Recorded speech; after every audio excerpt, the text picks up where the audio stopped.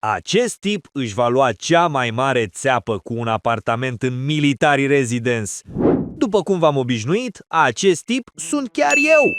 Eu care în 2019 mi-am zis, gata bă, maturizare, devii proprietar, om serios, om cu acte, om cu rate pe 35 de ani.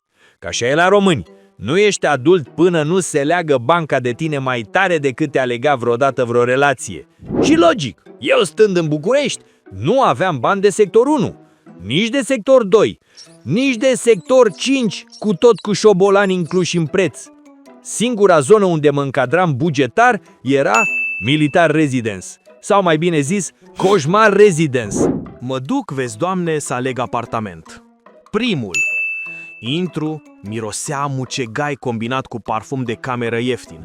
Zic, Doamne, ce arome orientale! Nu e mucegai, așa miroase noul. Bă, dacă așa mirosea noul, mi-era frică să văd vechiul. Al doilea, tavanul avea deja fisuri. Al treilea, nu avea lumină. Mi-a zis agenta, e cu atmosferă. În al patrulea apartament, bă, jur, era o baie fără geam și fără ventilator. Deci dacă făceai un duș acolo, riscai să rămâi blocat în altă dimensiune. Dar într-un final, găsesc unul cât de cât decent. Zic, gata, ăsta e. Simt vibrația, simt energia, simt că nu moare nimeni aici. Dau avansul, semnez. Dezvoltatorul începe lucrările. Parchet, faianță, gresie, tot. Bă, mă simțeam proprietar? Trăiam visul românesc. Rată pe 35 de ani plus stres. Începe pandemie. Firma mă bagă în șomaj tehnic. Și banca îmi zice, dacă te schimbăm la statut șomer, nu mai vezi creditul niciodată.